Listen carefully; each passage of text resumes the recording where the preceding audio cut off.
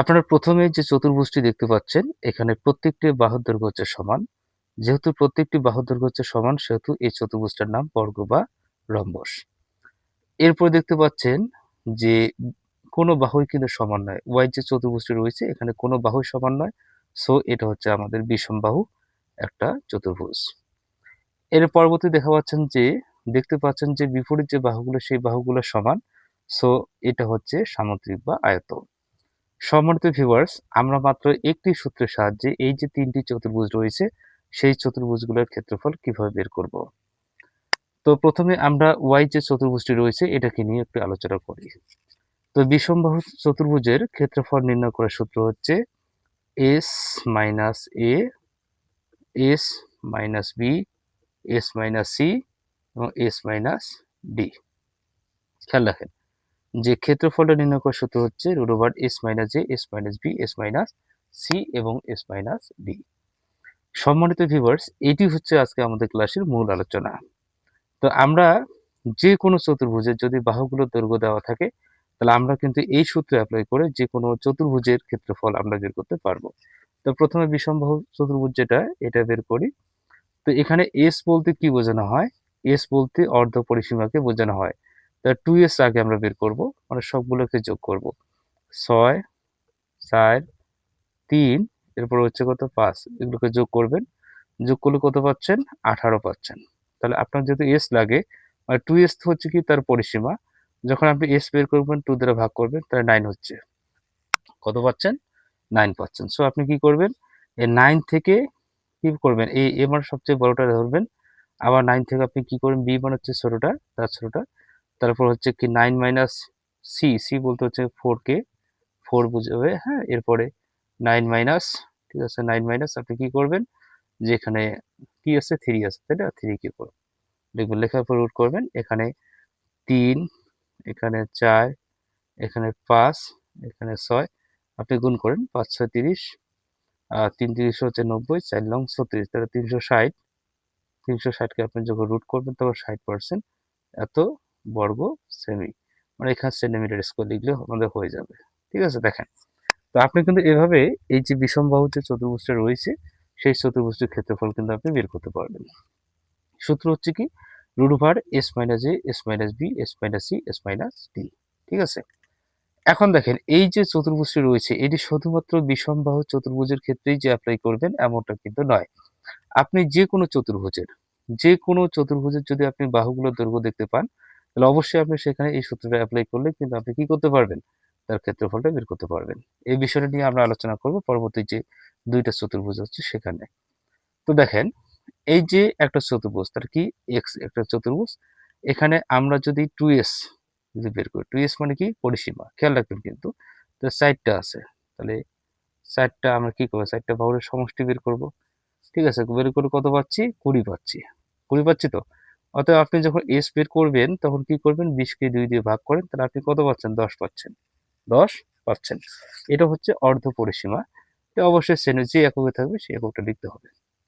আচ্ছা, এখন দেখেন আমরা এর ক্ষেত্রফলটা কিন্তু বের করব। কি বের করব? ক্ষেত্রফল। তো ক্ষেত্রফল যখন আপনি বের করবেন আপনি রুট দিবেন s মাইনাস এ।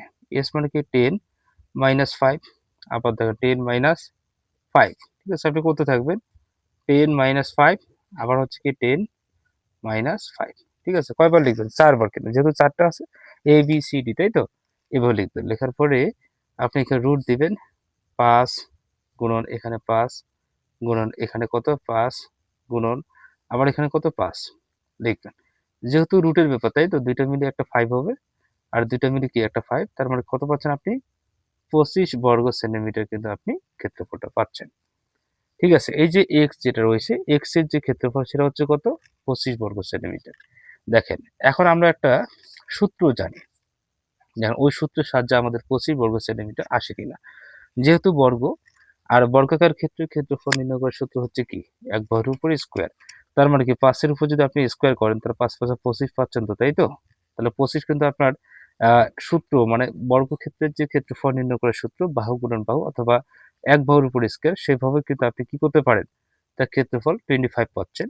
আবার এখানেও এই সূত্র অ্যাপ্লাই করে তার ক্ষেত্রফল 25 কিন্তু আপনি পাচ্ছেন। কথা বোঝা গেল? তার মানে বুঝেন যে এই যে সূত্রটা root over S minus A S minus B S minus C S minus D, এই সূত্রটার সাহায্যে আপনি যে কোনো চতুর্ভুজের যদি বাহুর দৈর্ঘ্য দেওয়া থাকে তাহলে আপনি কিন্তু তার ক্ষেত্রফলটা অনায়াসে বের করতে পারবেন। এবার দেখেন আমরা এই দিকে যাই, আয়ত বা সামুদ্রিকের দিকে যাই। দেখেন তাহলে এখানে এ বি সি ডি কি একটা আয়ত।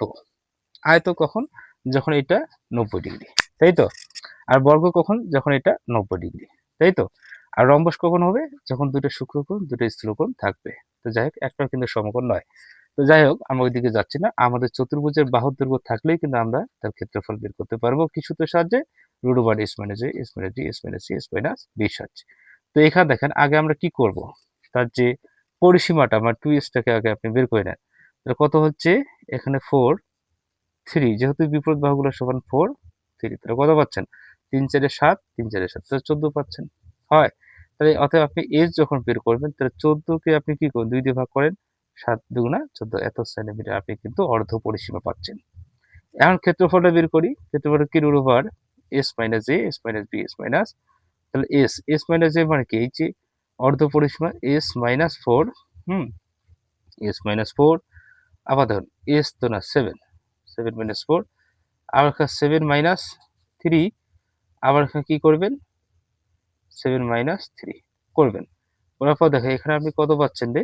এখানে আপনি পাচ্ছেন 3, এখানে পাচ্ছেন 3, এখানে পাচ্ছেন 4, এখানে পাচ্ছেন 4। তো এই দুইটা রুট রুট 3 3 মানে কি? 3 পাচ্ছেন এখানে, আর 4 4 মানে কি? এখানে 4 পাচ্ছেন, তো 3 আছে 12 বর্গ সেন্টিমিটার হচ্ছে কি এটার ক্ষেত্রফল।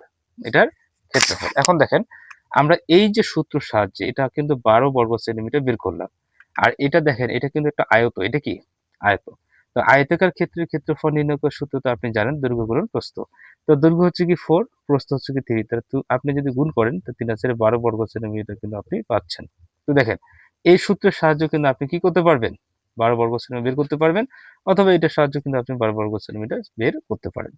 তার মানে মোটের উপর কথা হচ্ছে কি, যে আপনি যখন দেখবেন যে কোনো একটা চতুর্ভুজের 4টি বাহু দৈর্ঘ্য দেওয়া আছে, সেখানে আপনি এই সূত্র অ্যাপ্লাই করে ফেলতে পারেন, অথবা বিভিন্ন চতুর্ভুজের যে ক্ষেত্রফল নির্ণয় করার যে সূত্রগুলো রয়েছে সেই সূত্র অ্যাপ্লাই করে কিন্তু আপনি বের করতে পারবেন। সম্মানিত ভিউয়ার্স, আমার এই ভিডিওটা যদি আপনার সামান্যতম উপকারে আসে তাহলে অবশ্যই চ্যানেলটি সাবস্ক্রাইব করবেন অথবা ফেসবুক পেজটি ফলো দিবেন।